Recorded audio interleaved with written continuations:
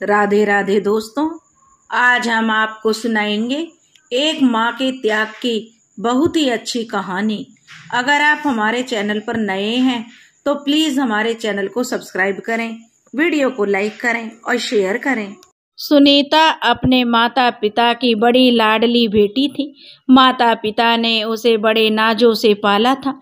आज सुनीता की शादी थी। घर में शादी का माहौल था, लेकिन वहीं जो सुनीता को अपने माता पिता से बिछड़ने का भी दुख था। लेकिन यह रीत तो सदा से चली आई है, बेटियों को तो ससुराल जाना ही होता है। अब दुल्हन बनी सुनीता जो बैठी हुई अपने माता पिता से बिछड़ने के बारे में दुखी हो रही थी और बाकी सभी बारात का स्वागत करने में व्यस्त थे। सुनीता के दिल में आने वाले जीवन को लेकर भी हजारों सवाल उमड़ रहे थे, लेकिन वह अपने माता पिता से बिछड़ने के दुख में उसकी आंखों में आंसू आ रहे थे। लेकिन कहते हैं बेटियों को तो बाबुल का घर छोड़कर पिया का घर सजाना होता है, जो कि रीत सदा चली आई है। और लड़की का तो मन होता भी ऐसा ही है, उसमें हजारों सवाल आते हैं। सुनीता की बचपन की और इकलौती सहेली थी जो जिसका नाम रीता था, आकर कहने लगी, अरे सुनीता, जीजाजी तो बहुत ही सुंदर हैं। तेरी तो किस्मत ही चमक गई जो तुझे ऐसा जीवन साथी मिला। अब सुनीता की जो शादी होने जा रही थी सुनील से, वह एक सरकारी नौकरी करता था। सुनील के घर में उसके माता पिताजी और एक छोटी बहन थी। छोटी बहन की शादी हो चुकी थी। सुनील का घर उसी की कमाई से चलता था, क्योंकि अब वही सुनील घर का करता धरता सब कुछ था। सुनीता अपनी सहेली के मुंह से सुनील की तारीफ सुनकर शर्मा गई और मन ही मन प्रसन्न होने लगी। उसके मुख से तो मानो प्रसन्नता के पुष्प झड़ रहे थे। अपने पिता से बिछड़ने के दुख में उसका मन जो दुखी था, अब वह आनंद और उत्साह से भर गया था। वह अपने आने वाले जीवन के सपने संजोने लगी थी। सुनीता के होने वाले पति सुनील मंडप पर आकर बैठ चुके थे। कुछ देर बाद सुनीता को भी बुलाया गया था। अग्नि को साक्षी मानकर सुनीता और सुनील ने फेरे लिए और आ गई शादी की सबसे मुश्किल रस्म, विदाई की रस्म, जिसके लिए कोई भी माता पिता अपने मन को कितना भी बहला ले, मगर वह कभी राजी नहीं होते। सुनीता के पिता ने भी दिल पर पत्थर रखकर अपने जिगर के टुकड़े को सदा खुश रहने का आशीर्वाद दिया। रोते बिलखते हुए सुनीता विदा होकर अपने पति के घर आ गई। सुनीता की सास लक्ष्मी ने उसका गृह प्रवेश किया और शादी की अन्य रस्में जो निभाई। सुनीता को सभी से बहुत मान और लाड प्यार मिल रहा था। कुछ दिन तो हंसते खेलते नई बहू की जो आबो भगत में निकल गए। सुनील भी बहुत अच्छा इंसान था। वह सुनीता की हर इच्छा की ध्यान रखता था। सुनीता धीरे धीरे सुनील से प्यार करने लगी। सुनील और सुनीता की शादी के बाद कुछ दिन के लिए अकेले घूमने निकल पड़े, जहां दोनों को एक दूसरे को करीब से जानने का मौका मिला। सुनीता की दुनिया अपने परिवार के आसपास ही घूमने लगी थी। अपने पति के साथ वह आनंद पूर्वक गृहस्थ जीवन बिताते हुए कुछ समय बाद गर्भवती हुई। सुनीता ने शर्माते हुए सुनील से कहा कि आप बाप बनने वाले हैं। यह सुनकर सुनील खुशी से उछल पड़ा। उसने सुनीता को गोद में उठाया और गोल गोल घुमाने लगा। सुनीता कहने लगी, अरे ये वह बार बार यही बोलता रहा कि मैं बाप बनने वाला हूँ। सुनीता कहने लगी, अरे अरे ऐसे मत घुमाओ, मुझे चक्कर आ जाएगा। सुनील कहने लगा, नहीं, यह तो मेरी खुशी है। सुनीता कहने लगी, अब कुछ खिलाएंगे भी हमें लाकर, या बस ऐसे ही सूखी सूखी खबर का जश्न मनाएंगे? सुनील बोला, अरे जरूर खिलाऊंगा, बताओ क्या खाओगी तुम? आज से जो तुम्हारा मन होगा हम वही खाएंगे। सुनीता बोली कि हमें ना काजू कतली खानी है। सुनील बोला, ठीक है, हम अभी लाते हैं। सुनील तुरंत बाजार जाकर सबके लिए काजू कतली ले आया और बहुत खुशी से सबका मुंह मीठा कराया। सुनील सुनीता को खिलाते हुए बोला, मैं तो अभी ये सोच रहा हूँ, मुन्ना होगा या मुन्नी। मुन्ना हुआ तो मेरे जैसा और मुन्नी हुई तो बिल्कुल तुम्हारी तरह होनी चाहिए, एकदम चांद का टुकड़ा। सुनीता के शर्म से गाल लाल होने लगे। एक और सुनीता और सुनील इतना खुश थे, वहीं दूसरी ओर सुनीता की खुशियों को ग्रहण लगने वाला था। सुनीता की सास बेटा बेटी की रूढ़िवादी सोच को रखती थी। वह पुराने ख्यालों की औरत थी। वह सुनीता को एक दाई के पास ले जाने लगी। सुनीता ने पूछा, अम्मा आप हमें डॉक्टर के पास क्यों नहीं ले जा रही हैं? दाई के पास क्यों ले जाना है? तब लक्ष्मी बोली, मुझे इन डॉक्टरों पर भरोसा नहीं है बहू। एक दाई है जो बहुत जानकार है, वह देखकर ही बता देती है कि लड़का होगा या लड़की। सुनीता बोली, लड़का हो या लड़की अम्मा जी, इससे क्या फर्क पड़ता है? तब लक्ष्मी जी बोली, नहीं, बच्चा तो हमारा ही है ना। अब शांति जी पहला बालक छोरा होना चाहिए कहने लगी सुनीता से। तू नहीं समझेगी बहू, चल अभी तू मेरे साथ चल। सुनीता भी आज्ञाकारी बहू की तरह अपनी सास की बात मान गई और उसके साथ चली गई। दाई ने सुनीता के पेट पर हाथ रखकर जांच की। उसके बाद उसने शांति को अपने साथ अलग ले जाकर बोली कि देखो, तुम्हारी बहू को छोरा है कि छोरी? सुनीता ने की सास ने जो पूछा तो दाई बोली, मैं पक्का कहती हूँ बहन, छोरी होने वाली है बहू को। बधाई हो लक्ष्मी बहन। यह सुनकर तो लक्ष्मी का मुंह लटक गया। दाई बोली, क्या हुआ लक्ष्मी बहन, तुम खुश नहीं हो? लक्ष्मी बोली, मैंने तो बहू के पेट से होने की बात सुनकर अपने पोते के लिए ना जाने कैसे ख्वाब सजा लिए। दाई बोली, तो बहू ने तो दाई सा मेरे तो सारे अरमानों पर पानी फेर दिया है। जो लक्ष्मी अपने दांतों को पीसते हुए बोली। दाई बोली, तो बच्चा गिरवा क्यों नहीं देती? तब लक्ष्मी बोली, ऐसा हो सकता है क्या? बहू इसके लिए कभी नहीं मानेगी। दाई बोली, अरे बहू को बिना बताए भी ऐसा हो सकता है। यह काम तो लक्ष्मी बहन बहू को बताना जरूरी नहीं है। लक्ष्मी बोली, सच में दाई से कहने लगी। दाई बोली, हाँ ऐसा हो सकता है। तभी दाई ने एक जड़ी बूटी बनाकर लक्ष्मी को दी और कहा, इसे बहू को रात को दूध में मिलाकर पिला देना। 2 दिन इससे बच्चा भी नहीं रहेगा और फिर किसी को पता भी नहीं लगेगा। लेकिन आप ये बात किसी को कहना मत लक्ष्मी बहन, नहीं तो मेरा ये काम बंद हो जाएगा। इसी से तो मैं पेट पालती हूँ अपना। अब लक्ष्मी ने उसके हाथ पर हाथ रखते हुए कहा, आपके और मेरे बीच की बात है दाई, किसी को कानों कान खबर नहीं होगी। खबर लगी तो पता नहीं सुनील क्या करेगा, और सुनील के बाबूजी तो मुझे मार ही डालेंगे। अब लक्ष्मी ने दाई से पुड़िया लेकर अपने पल्लू में बांध ली और सुनीता को लेकर अपने घर आ गई। सुनीता ने घर पहुंचकर पूछा, क्या हुआ अम्मा, दाई ने क्या कहा? हमारा बच्चा स्वस्थ है ना? अब लक्ष्मी मीठी छुरी की तरह बातें करते हुए बोली, तू और तेरा बच्चा दोनों एकदम स्वस्थ हैं बहू। और दाई ने कहा है खाने पीने पे ज़्यादा ध्यान देना होगा, तो हाँ, अब से सुबह शाम दूध पीना है, समझी? सुनीता अपनी सास की स्वार्थी फटकार भी उनका प्यार समझने लगी और उनके भोले मन में से जो हाँ में हाँ मिला दी। अब शाम को काम हो गया, रात होने वाली थी। सुनीता की सास रात को खाने के बाद रसोई में गई। सुनीता उस समय बर्तन साफ कर रही थी। सुनीता ने पूछा अपनी सास को रसोई घर में देखकर, अम्मा जी आपको कुछ चाहिए था? तब लक्ष्मी बोली, नहीं बहू, मैं तो तेरे लिए दूध बना रही हूँ, क्योंकि मेरे को पता है तो खुद से तो दूध पीने से रही। अब लक्ष्मी ने अपने मंसूबों को प्रवाह की चाशनी में डुबाकर कहा था, जिससे सुनीता मनी मन खुश हो गई थी।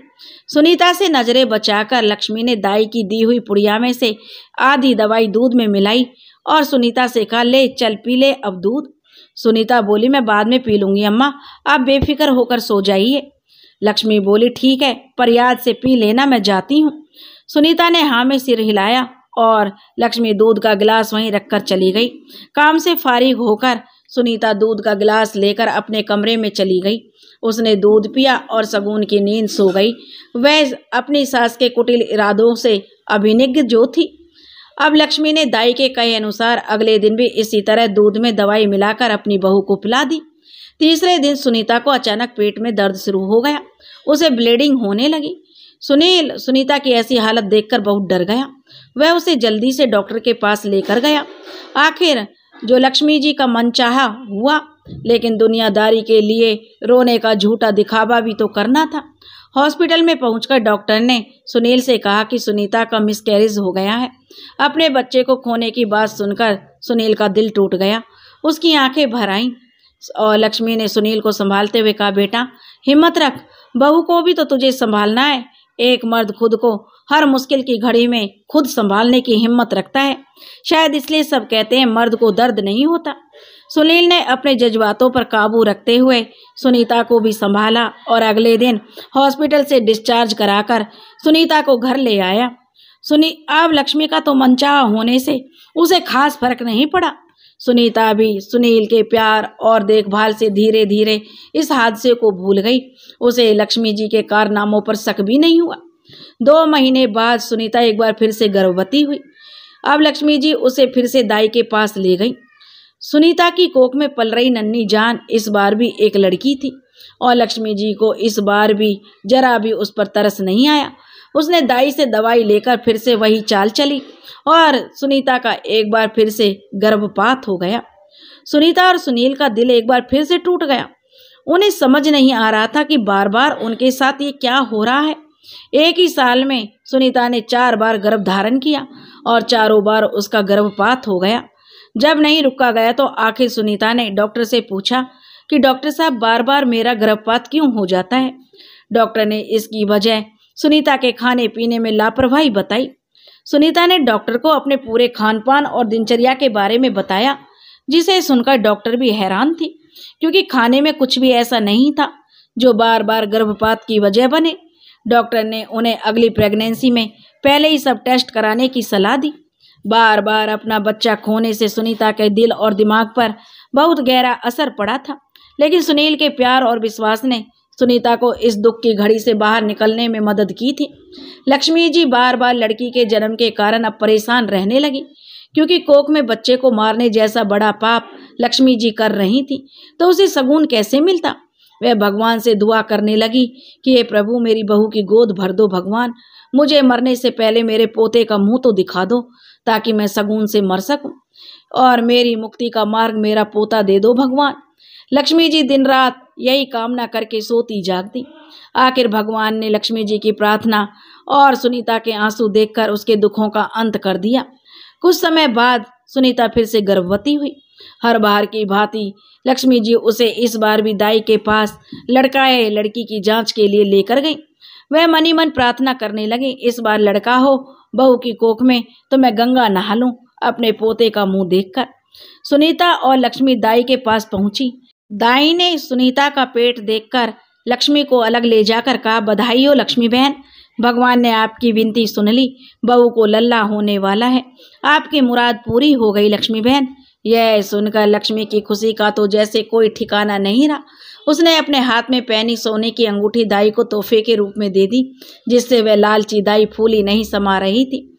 लक्ष्मी अपनी बहू को लेकर घर वापस आ गई। उसके चेहरे की चमक देखकर जो सुनीता पूछने लगी, क्या बात है अम्मा, आज तो आपके चेहरे पर प्रसन्नता के बादल छाए हुए हैं, हमने आपको इससे पहले इतना खुश कभी नहीं देखा, क्या बात है, हमें भी बताइए ना माँ जी। टाइम आने पर पता लग जाएगा, लक्ष्मी जी कहने लगी, और उन्होंने जो अपनी बहू की बात टाल दी। लेकिन सुनीता ने भी ज़्यादा जोर नहीं दिया। डॉक्टर के पास जाकर सुनीता ने उनके बताए अनुसार सारे टेस्ट कराए और उन सभी की रिपोर्ट बहुत अच्छी भी आई। पहली बार गर्भ न गिरने की वजह से सुनीता बहुत खुश रहने लगी थी और लक्ष्मी जी भी पोते के मोह में सुनीता और बच्चे का पूरा ख्याल रखती थी। देखते ही देखते 9 महीने पूरे हो गए। सुनीता ने एक बेटे को जन्म दिया। घर में पहली बार किलकारियों की गूंज सुनाई दी और सभी बहुत ज़्यादा खुश थे। सुनीता के चेहरे पर लंबे अरसे बाद रौनक दिखाई दी, जिसे देखकर सुनील बहुत ही खुश हो रहा था। बच्चे का नाम उन्होंने जो रौनक रखा। सुनीता की जिंदगी खुशियों से भर गई थी। पहले संतान का सुख अनूठा ही होता है। रौनक को देखकर सुनीता फूली नहीं समाती थी। अपनी 4 संतानों को खोने के बाद पुत्र प्राप्ति का जो सुख सुनीता अनुभव कर रही थी, उसे लफ्जों में बयान कर पाना मुश्किल है। सुनीता की सोनी जिंदगी में संतान के आने से बाहर आ गई थी। लक्ष्मी हर वक्त रौनक को अपने सीने से लगा कर रखती, क्योंकि सभी को मूल से ज़्यादा तो ब्याज प्यारा होता है। बच्चों से ज़्यादा मोह तो नाती पोतों से ही रहता है। लक्ष्मी का भी यही हाल था। सुनीता घर के कामों में लगी रहती और लक्ष्मी रौनक को खिलाती पिलाती उसकी मालिश करती, और रौनक की पूरी जिम्मेदारी अब लक्ष्मी ने अपने कंधों पर ली हुई थी। रौनक करीब 1.5 साल का हो गया था। एक रोज लक्ष्मी उसे धूप में लेकर बैठी उसकी मालिश कर रही थी। वह उसकी मालिश करते हुए बातें करने लगी और बोली, तू जानता है छोरा, तेरा मुंह देखने के लिए मैंने कितने जतन किए हैं, तब जाकर भगवान ने मेरी झोली में तुझे डाला है। 4 छोरियों के बाद तू मिला है मेरे को। वो भला हो उस दाई का जिसने मेरे को ऐसी दवाई दी और बहू की कोख उजड़ जाती। मैंने तो पहला बालक छोरा ही चाहिए था। सच में दाई के हाथ में तो जादू था जो देखते ही बता देती है कि लड़का है या लड़की। तेरे होने की खबर भी तो दाई ने ही मेरे को दी थी। उसकी बातें सुनकर रौनक खिलखिलाकर हंसने लगा, माना कह रहा हो अम्मा बहुत पाप कर लिए, अब हिसाब चुकता करने की बारी है। रौनक को हंसता देखकर लक्ष्मी भी हंसने लगी, लेकिन उसकी वो हंसी पल भर की थी जो किसी तेज आवाज से हवा हो गई।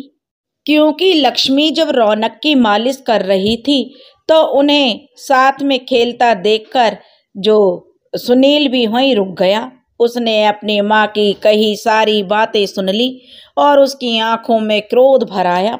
वह लगभग चीखते हुए बोला, माँ। और सुनील की आवाज सुनकर लक्ष्मी थोड़ा सकपका गई। उसके हाथ जहां के तहां रुक गए। सुनील की चीख सुनकर सुनीता भी वहां दौड़ी चली आई। अब सुनील अपनी माँ के नजदीक गया और चिल्लाते हुए बोला, माँ आप ऐसा कैसे कर सकती हैं? आपको जरा भी शर्म नहीं आई ऐसी नीच हरकत करते हुए? लक्ष्मी सुनील के गुस्से से डर गई। सुनीता बोली, क्या हुआ जी, आप इस तरह क्यों माँ पर गुस्सा कर रहे हैं? सुनील बोला, क्योंकि ये इसी लायक हैं। सुनीता कहने लगी, देखिए जी वो आपकी माँ है, प्लीज आप शांत हो जाइए, अपनी अम्मा पर चिल्लाना आपको शोभा नहीं देता। सुनील बोला, जब तुम्हें पता लगेगा ना तो तुम्हें भी ऐसा ही गुस्सा आएगा सुनीता। सुनीता अपनी सासू माँ के आंसू पोंछकर कहने लगी, आप जो ना अम्मा से इतनी बेरुखी से बात मत करो, देखो माँ की आंखों में आंसू आने लगे हैं। अब सुनील कहने लगा, सुनीता तुम जानना नहीं चाहती मैं क्यों इतना गुस्सा कर रहा था? क्या किया इन्होंने मेरे साथ और तेरे साथ और हमारे बच्चों के साथ? लक्ष्मी उसके सामने हाथ जोड़कर चुप रहने का इशारा करने लगी, लेकिन सुनीता उन्हें देख रही थी। सुनील बोला, क्यों माँ, अब क्यों हवाइयाँ उड़ रही हैं? बताओ ना अपनी बहू को कि क्या किया है तूने अपनी बहू के साथ, जो बहू आज भी तेरे लिए मुझे शांत होने को कह रही है। बताएगी नहीं माँ उसे क्या किया है तूने उसकी कोक के साथ? अब लक्ष्मी नजरें नीचे करके आंसू बहाए जा रही थी और सुनीता को कुछ भी समझ नहीं आ रहा था आखिर हुआ क्या है। सुनीता बोली, देखिए जी आप पहेलियां बुझाना पहले बंद कीजिए और बात क्या है बताइए। अम्मा देखिए ना कब से रोई जा रही हैं, कुछ तो माँ का लिहाज कीजिए। अब सुनील गुस्से में चीखते हुए बोला, ये हत्यारिन है सुनीता, ये हत्यारिन है, जान लिया इन्होंने हमारे बच्चों की, एक बार नहीं चार चार बार। हमारी नन्ही सी जान जो इस दुनिया में आई भी नहीं थी उसको इन्होंने बेटी होने की सजा दे डाली। 4 बार जो तेरा गर्भपात हुआ वो इसी मेरी माँ की मेहरबानी थी। इन्होंने ही हमारी बच्चियों को दुनिया में आने से पहले मौत की नींद सुला दिया। मौत की नींद सुनीता, मौत की नींद। अब सुनील फूट फूट कर रोने लगा। सुनीता आश्चर्यचकित होकर बस इतना ही बोली, अम्मा जी आपने? और सुनीता की पकड़ लक्ष्मी के हाथों पर ढीली पड़ गई। वह जड़वत अवस्था में वहीं जमीन पर बैठ गई। अब सुनील ने रोते हुए एक एक बात सुनीता को बताई। सुनीता के कानों में उसके कहे शब्द जैसे लग रहे थे जैसे किसी ने शीशे को पिघलाकर उसके कानों में डाल दिया हो। यह सुनकर तो सुनीता पर मानो किसी ने वज्रपात किया हो। सुनील अपनी माँ पर भड़कते हुए बोला, क्यों किया माँ आपने ऐसा? बताइए ना, एक बार भी आपको अपनी बहू के आंसू नहीं दिखाई दिए? एक के बाद एक वो अपने बच्चों को मरता देखती रही और हमें कानों कान खबर तक नहीं लगने दी। छी, कितनी गंदी साजिश रची है आपने। आप माँ कहलाने के लायक नहीं हो। क्यों किया माँ आपने? जवाब दीजिए। अब सुनील ने अपनी माँ को जो झकझोरते हुए पूछा तो लक्ष्मी जी रोते हुए बोली, माफ कर दे बेटा, मैं पोते के मुंह में अंधी हो गई थी, सही गलत कुछ नहीं समझ रही थी। मेरे को तो कुछ समझ नहीं आ रहा था, मेरी तो बस अपना पोता देखने की इच्छा थी, इसलिए इस पापी मन ने यह पाप करवा दिया। अपनी माँ को माफ कर दे बेटा, अपनी माँ को माफ कर दे, मैंने बहुत बड़ा गुनाह किया है। तब सुनील बोला, पोता भी हो जाता ना अम्मा, कौन सी आफत आ रही थी जो आपने मेरी 4 औलादों की बलि चढ़ा दी। उनका नहीं तो कम से कम सुनीता के आंसुओं का ही ख्याल कर लेती। हालत देखी थी आपने अपनी बहू की, फिर भी जरा भी तरस नहीं आया आपको इस पर। एक औरत होकर आपने तो माँ की ममता को ही लजा दिया माँ। छी, कितनी गंदी बात है। मैं क्या मुंह दिखाऊंगा अब सुनीता को। जिस परिवार के भरोसे में इसे ब्याह कर यहाँ लाया उसने क्या किया इसके साथ? कैसे सामना करूंगा मैं अपनी पत्नी का? अब सुनील गुस्से और दर्द और आत्मग्लानि से भरे मन से घर से निकल गया। लक्ष्मी जी उसके पीछे दौड़कर आवाजें देते हुए रोकने की बहुत कोशिश करने लगी, लेकिन उसने एक नहीं सुनी और अपनी मोटरसाइकिल लेकर निकल गया। लक्ष्मी जी वापस दौड़ते हुए अंदर आई और अपनी बहू से कहने लगी, बहू जल्दी कर, पता नहीं सुनील कहाँ गुस्से में चला गया है, उसे रोक बहू, जल्दी जा। और लक्ष्मी रोते हुए सुनीता से सुनील को रोकने के लिए कह रही थी कि जा उसके पास, उसे रोक, लेकिन सुनीता तो निशब्द बैठी रही। लक्ष्मी जी के किए से सुनीता के दिल में इतनी ठेस पहुंची थी कि वह अपनी सुध बुध खो बैठी थी। सुनीता के दिल में गमों का पहाड़ बन गया था और भीतर ही भीतर वह खुद को कोसने लगी कि मैं क्यों गई उस दाई के पास, क्यों मैं अम्मा जी की बातों में आई। ना मैं अम्मा जी की बातें आंख मूंद कर मानती और ना ही मेरी कोख बार बार उजड़ती। सुनीता एकदम पत्थर समान हो गई थी, जिस पर किसी भी बात का कोई असर नहीं हो रहा था। रौनक भी भूख के कारण बिलख रहा था, लेकिन सुनीता बुत बनी बैठी रही। उसके जख्म इतने गहरे थे, उसके कानों तक उसकी औलाद की आवाज भी नहीं पहुंच रही थी। लक्ष्मी ने रौनक को अपनी गोद में उठाया और वापस सुनीता के पास आई। सुनीता ने अपनी चुप्पी नहीं तोड़ी तो लक्ष्मी ने उसके गाल पर जोरदार तमाचा जड़ दिया। थप्पड़ लगते ही सुनीता अपने होश में आई।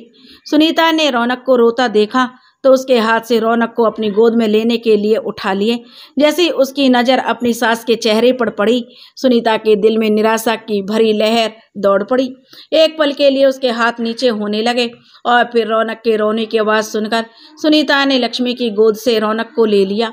वह रौनक का माथा चूमते हुए उसे अपने साथ लेकर जाने लगी तो लक्ष्मी ने उसे रोकते हुए कहा कि सुनील पता नहीं कहाँ चला गया है बहू, तू पूछना उसे फ़ोन करके, वो बहुत गुस्से में घर से गया है, मेरा बहुत दिल घबरा रहा है, देख रहा उसे कहाँ गया वो।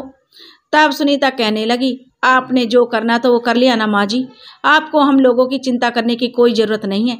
अब आपको पोता चाहिए था ना, मिल गया, अब आप रो क्यों रही हैं? आपको तो खुश होना चाहिए।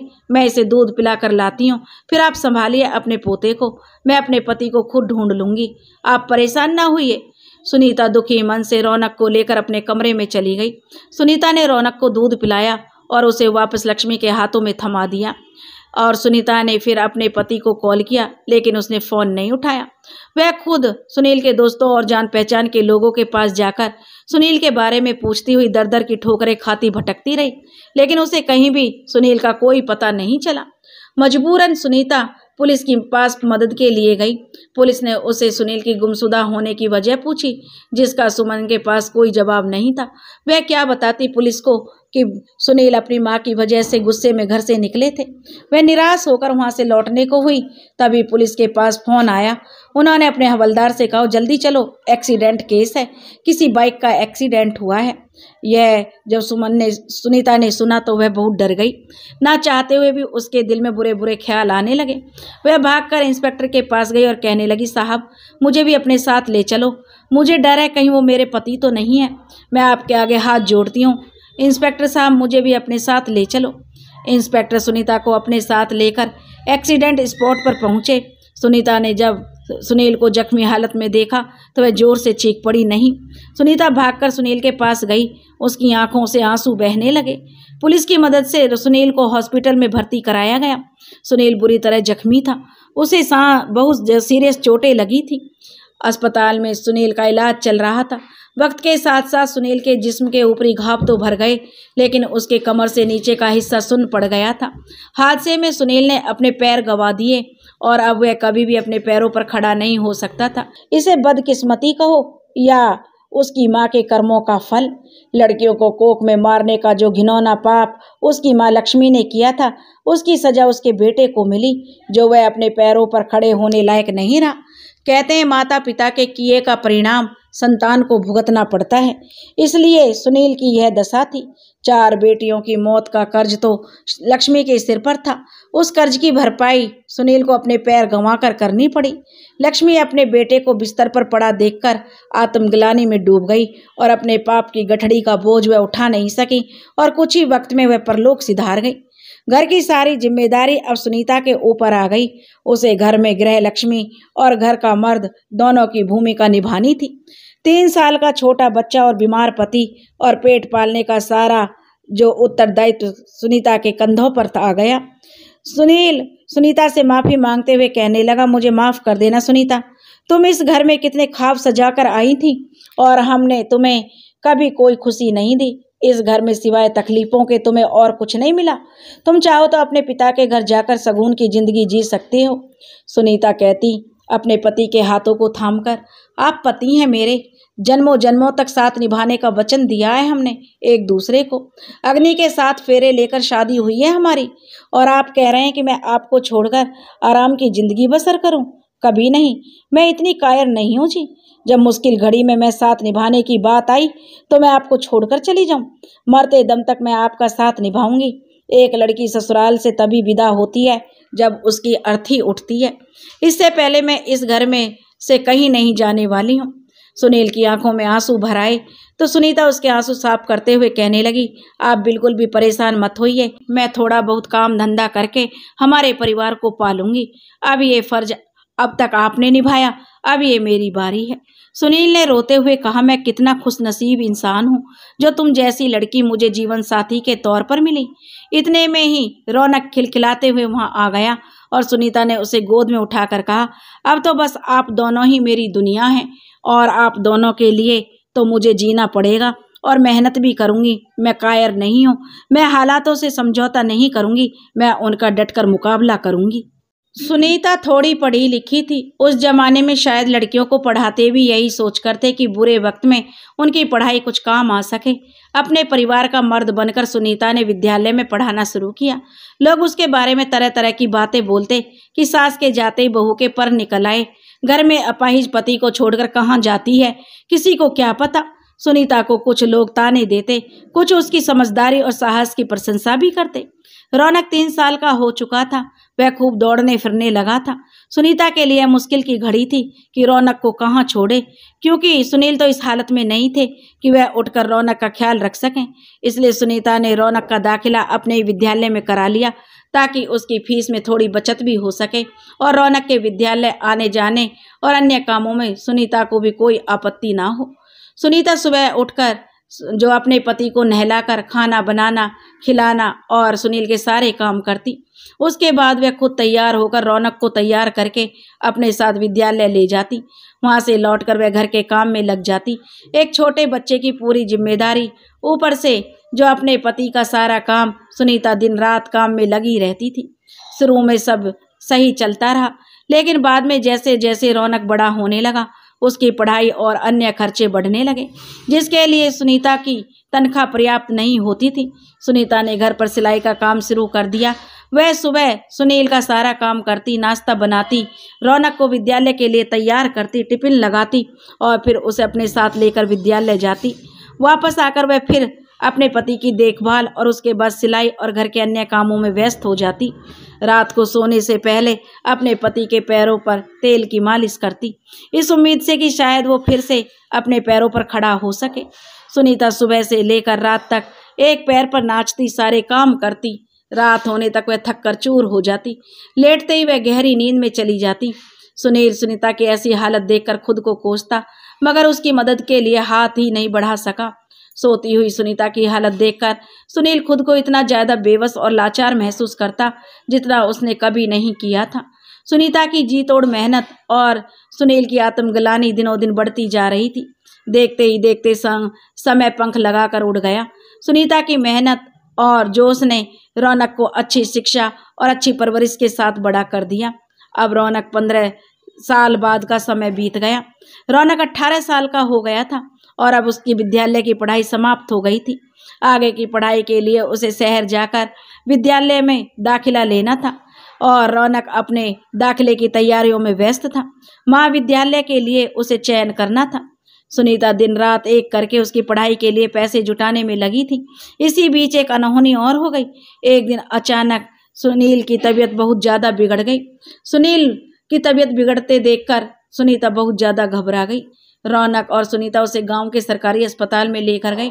अस्पताल ले जाने पर डॉक्टरों से पता लगा अधिक तनाव लेने के कारण उनके दिमाग की कई नसें फट गई हैं, जिसकी वजह से उन्हें बचा नहीं पाए। यह सुनकर सुनीता को बड़ा झटका लगा। सुनीता सुनील की मौत से जो पूरी तरह टूट गई। बेशक सुनील अपाहिज थे, लेकिन उसे देख देख कर सुनीता के दिल को सुकून मिलता था। सुनीता की मांग का सिंदूर उजड़ गया था, वह कुछ ना कर सकी। सुनीता रोते हुए बोली, और कितनी परीक्षाएं लेना बाकी हैं भगवान। पहले मेरी औलादों को और अब मेरे पति को भी मुझसे छीन लिया आपने। किस पाप की इतनी बड़ी सजा दे रहे हैं आप मुझे भगवान। मैंने तो कभी किसी का बुरा नहीं चाहा, फिर मेरे साथ ही ऐसा क्यों। आपने सुनील को अपाहिज कर दिया, मैंने फिर भी कोई शिकायत नहीं की, संतोष रखा। अब फिर ये सब क्यों भगवान। सुनीता बिलक बिलक कर जो सुनील की अर्थी के सामने बैठी रो रही थी। सुनीता की माँ उसे अपने सीने से लगाए बैठी उसे चुप कराने लगी। पास ही एक औरत सुनीता की माँ से कहने लगी, जाने कौन सी घड़ी में ब्याह कराया बहन जी आपने छोरी का। कभी सुख ना देख पाई इस घर में, जब से ब्याह करके आई है बस दुख ही दुख झेले हैं छोरी ने। सुनीता सबकी बातों से अलग बस रोए जा रही थी। रौनक ने अपने पिता सुनील का क्रियाकर्म किया। सुनीता की आंखें अभी तक सूखी नहीं थी। एक एक करके सभी रिश्तेदार चले गए। घर में रौनक और सुनीता ही बचे थे। दोनों ही एक दूसरे का सहारा बनते, एक दूसरे को संभालते। धीरे धीरे जीवन का सफर वापस पटरी पर आने लगा। रौनक के खातिर सुनीता ने भी खुद को संभाला। सुनीता को अब एक माँ और पिता दोनों का फर्ज निभाना था। फर्ज तो पहले भी सुनीता ही निभा रही थी, लेकिन अब जब तक सुनील जीवित थे, किंतु अब हालात कुछ और थे। सुनीता ने फिर से विद्यालय में और पढ़ाना और सिलाई का काम करना शुरू कर दिया। रौनक अपनी पढ़ाई में व्यस्त हो गया और वह महाविद्यालय की प्रवेश परीक्षा में उत्तीर्ण भी हो गया। उसे शहर के बड़े महाविद्यालय में दाखिला मिल गया। रौनक बहुत ज्यादा खुश था, लेकिन उसे एक चिंता थी। सुनीता कहने लगी, क्या हुआ बेटा, तू परेशान क्यों है। रौनक बोला, माँ मुझे शहर जाना होगा आगे की पढ़ाई के लिए। सुनीता बोली, हाँ तो जा, क्या तकलीफ है जाने में। तब रौनक बोला, माँ शहर जाकर रहने और पढ़ाई में बहुत ज़्यादा खर्चा आएगा और अपने पास इतने पैसे भी तो नहीं है। सुनीता बोली, थोड़ा मैं कर लेती हूँ, थोड़ा तेरे पापा के दफ्तर से मिले हैं, उतने तो बहुत होंगे ना। रौनक बोला, ना माँ, 4 साल की पढ़ाई, रहना खाना पीना और भी अन्य खर्चे, आप तो जानती हैं ना शहर में सब कुछ कितना महंगा होता है माँ। और फिर यहाँ आपको भी तो चाहिए होंगे थोड़े बहुत पैसे, तो सब कुछ मुझे दे दोगी तो खुद क्या करोगी। सुनीता मुस्कुराते हुए बोली, औलाद से पहले माँ बाप कभी कुछ सोचते हैं भला क्या। मेरा तो सब कुछ तेरा ही है बेटा, और वैसे भी कहते हैं अपनी औलाद को पढ़ाना लिखाना काबिल बनाना ही माँ की सबसे बड़ी पूंजी होती है। ये पैसे तो बस निवेश मात्र हैं। जब तू पढ़ लिख के बड़ा आदमी बन जाएगा तो ये सारे दुख दर्द दूर हो जाएंगे। रौनक अपनी माँ के गले लगकर कहने लगा, हाँ माँ, बस एक बार मैं अच्छी नौकरी लग जाऊं, उसके बाद देखना आपकी दुनिया ही बदल दूंगा। आपके लिए सब कुछ अलग और नया होगा। आपको हर खुशी दूंगा माँ, जो आपने मेरे लिए इतनी कुर्बान की हैं। सुनीता अपने बेटे की पीठ थपथपाते हुए बोली, पागल है तू पूरा। रौनक बोला, पता नहीं आप इतना कैसे कर लेती हैं माँ। दिन रात घर बाहर जगह हर जगह का काम संभाला है, मुझे पाला पोसा, पापा की देखभाल की। इतनी हिम्मत कहाँ से आती है माँ आप में। सच में जादू तो होता है आप में। सुनीता कहने लगी, यह हिम्मत ना तेरी इस प्यारी सी मुस्कान को देखकर आ जाती है बेटा। बहुत कुछ खोया है जिंदगी में मैंने, तब जाकर यहाँ पहुँची हूँ। और जब से तू मेरी दुनिया में आया है तब से बस तू और तेरे पापा ही मेरे सब कुछ हो। रौनक अपनी माँ के पैर छूकर बोला, बस कुछ वक्त की बात और माँ, फिर मैं आपको अपने साथ यहाँ की मुसीबतों से दूर ले जाऊंगा। आपके जीवन में सिर्फ और सिर्फ खुशियाँ होंगी। सुनीता उसकी बातों को सुनकर बहुत खुश हुई। कुछ दिन बाद रौनक शहर में पढ़ाई करने के लिए चला गया। सुनीता उसकी पढ़ाई में आर्थिक तंगी के कारण कोई परेशानी ना हो, इसके लिए दिन रात अपना खून पसीना बहाकर उसकी पढ़ाई के लिए पैसे जुटाने में लगी रहती। सुनीता का पहले जो वक्त सुनील की देखभाल में गुजरता था, अब वह उस समय सिलाई के कामों में लगा कर रखती। पूरा दिन सिलाई के लिए बैठे रहने के कारण उसकी पीठ में दर्द रहने लगा। बढ़ती उम्र के साथ शरीर में सैकड़ों बीमारियां जन्म लेने लगती हैं।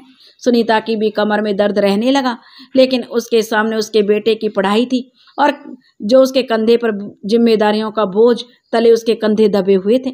इसलिए वह दर्द सहकर भी नहीं रुकी और अपने बेटे रौनक की ख्वाहिशें पूरी करने के लिए बस काम में लगी रहती। दिन ब दिन रौनक की पैसों की मांग बढ़ती जा रही थी, या शायद कहें कि शहर की आबो हवा में रौनक डूबता जा रहा था, जिसकी वजह से उसकी माँ का संघर्ष उसकी आंखों के सामने धुंधला पड़ने लगा था। मगर सुनीता ने उससे कभी यह नहीं पूछा कि पैसे क्यों चाहिए बेटा। वह हमेशा की तरह खुद भूखी रहकर भी उसे धन भेजती रही ताकि उसकी शिक्षा में किसी प्रकार की कोई रुकावट न आए। धीरे धीरे 4 साल का समय बीत गया। 4 साल बाद रौनक की पढ़ाई पूरी हो गई और वह घर वापस लौट आया। उसके आने से उसकी माँ बहुत खुश थी। रौनक शहर जाकर पूरी तरह बदल गया था। पहले वाला रौनक शहर की चकाचौंध में गुम हो गया था। पहले रौनक घर के कामों में अपनी माँ की थोड़ी बहुत मदद कर देता था, लेकिन सुनीता को थोड़ा सहारा मिल जाता था। मगर अब तो रौनक का सारा समय उसके फ़ोन का हो गया था। हर वक्त अपने फ़ोन में ही लगा रहता था। रौनक ने एक जॉब इंटरव्यू के लिए अप्लाई किया हुआ था। वह इंटरव्यू में पास हो गया। घर पर एक कॉल लेटर भी आया जिसमें 1 हफ्ते के भीतर उसे ज्वाइन करना था। सुनीता अपने बेटे रौनक के जाने की खबर से कुछ उदास रहने लगी। रौनक बोला, क्या हुआ माँ, आप उदास सी क्यों रहती हैं? आपकी तबीयत तो ठीक है ना? सुनीता ने हाँ में सिर हिला दिया।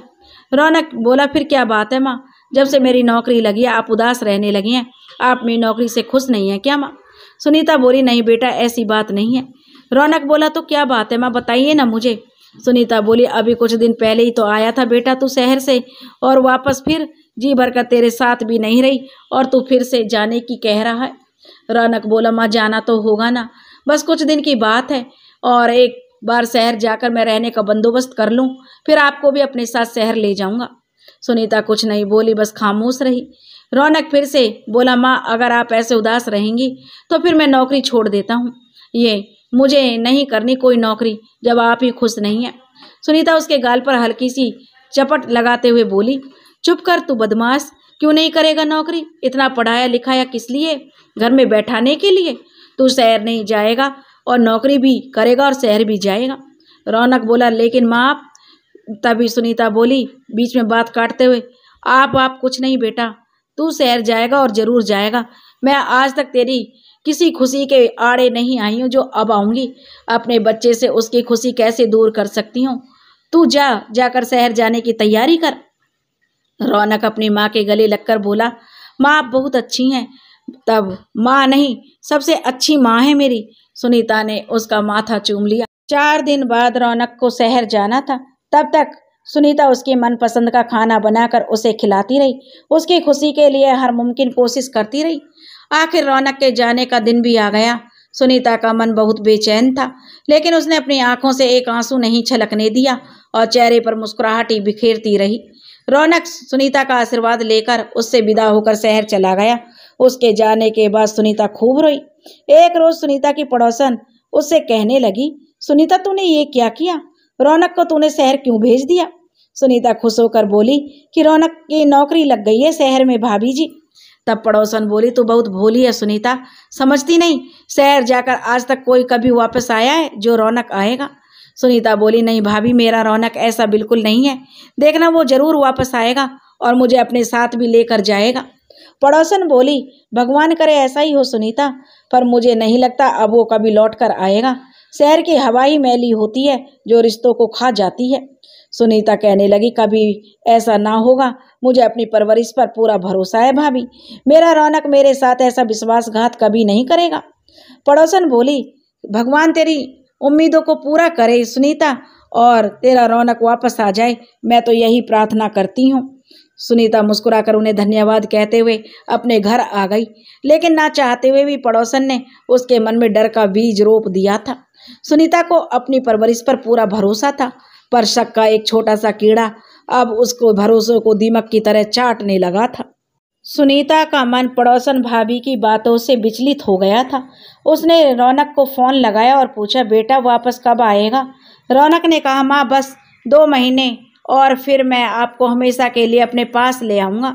सुनीता बोली, तू सच कह रहा है ना रौनक? तो रौनक बोला, हाँ माँ, मैं आपसे झूठ थोड़ी ना बोलूँगा। मैंने एक ब्रोकर से बात की है माँ, 2 महीने बाद एक घर खाली हो जाएगा माँ, फिर हम वहाँ उस घर में रहेंगे और मैं आपको अकेली छोड़कर भी नहीं जाऊँगा। सुनीता बोली, ठीक है बेटा, ध्यान रखना अपना और घर की पूरी जांच पड़ताल कर लेना ठीक से। रौनक बोला, ठीक है माँ, मैं सब कुछ देख लूँगा। तभी सुनीता को किसी लड़की की आवाज़ आई, बेबी चलो ना, हम लेट हो रहे हैं। अब रौनक सुनीता से बाद में बात करने का कहकर कॉल कट करके चला गया। सुनीता सोचने लगी, वो लड़की कौन थी रौनक के साथ? रौनक ने मुझे बताया भी नहीं। खुद के मन को बहलाते हुए सुनीता ने कहा, मैं भी क्या सोच रही हूँ, शहर में तो लड़का लड़की सब साथ उठते बैठते हैं, साथ काम करते हैं, होगी कोई रौनक की दोस्त। रौनक के आने की बात से सुनीता के मन को थोड़ी राहत सी मिली। 2 महीने सुनीता ने इसी इंतजार में गुजार दिए कि रौनक वापस आएगा। सुनीता का इंतजार सफल भी हुआ और रौनक 2 महीने बाद घर लौट आया। सुनीता ने जैसे ही रौनक को देखा, उसकी आंखें खुशी से चमक उठी। वह भागकर रौनक के गले जा लगी, उसका माथा चूम लिया। सुनीता बोली, तू आ गया मेरे बच्चे। सुनीता से देखकर रौनक बोला, आता कैसे नहीं माँ, मुझे तो वापस आना ही था। सुनीता बोली, मुझे पूरा भरोसा था बेटा, तू जरूर आएगा। वो पड़ोसन भाभी पता नहीं क्या क्या बातें बोल रही थी, पर मैं जानती हूँ मेरी परवरिश इतनी कमज़ोर नहीं है बेटा। रौनक बोला, हाँ माँ, आप तो दुनिया की सबसे अच्छी माँ हैं, अब आप मेरे साथ शहर जाकर रहेंगी। सुनीता बोली, मैं कैसे, मैं तो कभी शहर गई नहीं बेटा, और वहाँ के तौर तरीके, रहन सहन, वह सब मुझसे बिल्कुल अलग हैं, मैं कैसे रह पाऊँगी वहाँ बेटा। रौनक बोला, मैं कब काम आऊँगा माँ, मैं हूँ ना, सब हो जाएगा, आप चिंता मत कीजिए। सुनीता ने मुस्कुराते हुए कहा, चल आजा, अब तू भी जल्दी से हाथ मुंह धो ले, मैं तेरे लिए खाने को कुछ लाती हूँ। रौनक ने हाँ में सिर हिलाया और चला गया। सुनीता रसोई में रौनक का पसंदीदा खाना बनाने लगी। रौनक को देखकर जो कविता भाभी उनके घर आई, जो पड़ोसन थी, सुनीता से कहने लगी, बधाई हो सुनीता, तेरा बेटा सच में वापस आ गया, तू तो बड़ी खुशकिस्मत है रे। सुनीता ने हंसते हुए कहा, भाभी मैंने आपसे कहा था ना, मेरा बेटा जरूर आएगा, मुझे अपनी परवरिश पर पूरा भरोसा था, और देखो मेरा रौनक आ गया, कल ही हम यहाँ से शहर चले जाएंगे। उसकी बातें सुनकर पड़ोसन भाभी हैरान रह गई कि कहने लगी, पड़ोसियों को दूसरों की खुशी हजम नहीं होती। और कविता भाभी फिर से अपना जाल बुनना शुरू कर दिया। वह सुनीता से कहने लगी, सुनीता शहर जाकर तू रौनक को बिल्कुल भी आज़ादी मत दे देना सुनीता, वरना बाद में बहुत पछताएगी। शहर की हवा लग गई ना तो बेटा हाथ से निकल जाएगा। किसी की कामयाबी देखकर दूसरे लोग हितैषी बनकर ऐसा जहर घोलते हैं, बस सामने वाले का मन जो विचलित हो जाता है। यही काम पड़ोसन भाभी पहले भी करती थी और अब भी वही करने की कोशिश की, लेकिन सुनीता उसकी बातों में नहीं आई। सुनीता पड़ोसन भाभी के मंसूबों पर सुनीता ने पानी फेर दिया। वह वापस चली गई। सुनीता ने अपने रौनक को खाना परोसा। रौनक खाते हुए कहने लगा, माँ आपके हाथ का खाना तो कहीं नहीं मिलता पूरे शहर में। रौनक चटकारे लेकर खाना खाने लगा और सुनीता मुस्कुराकर उसे निहार रही थी। उसके जीवन में अरसे बाद खुशियों ने दस्तक दी थी। वह बस उन खुशियों को जीना चाहती थी, बिना किसी बंदिश के, बिना किसी संशय के। रात को सुनीता ने अपना सारा सामान बांध लिया। रौनक ने घर की सारी चीज़ों को कपड़े से ढक दिया ताकि उनकी गैर मौजूदगी में सामान खराब ना हो। अगले दिन रौनक अपनी माँ को लेकर शहर आ गया। सुनीता ने पहली बार शहर में कदम रखा था। रौनक एक ऑटो लेकर आया, सुनीता को अपने घर ले जाने लगा। सुनीता ऑटो से बाहर झांकते हुए वहाँ की बहुमंजिला इमारतों को निहारती रही। बड़े बड़े शोरूम, पक्की सड़कें, इतनी सारी गाड़ियाँ देखकर सुनीता को एहसास हुआ कि शहर का जीवन वाकई बहुत व्यस्त है। कुछ ही देर में सुनीता शहर के को जो जादू सा समझ गई कि आखिर क्यों जो भी यहाँ आता है वो यहीं होकर रह जाता है। शहर की खूबसूरती इतनी आकर्षित करने वाली होती है कि कोई भी उसके माया जाल में फंस जाए तो बाहर नहीं निकल पाता। यही सब सोचते हुए लोग घर पहुँच गए दोनों, और रौनक और सुनीता दोनों हाथों में बैग लिए घर के अंदर आए।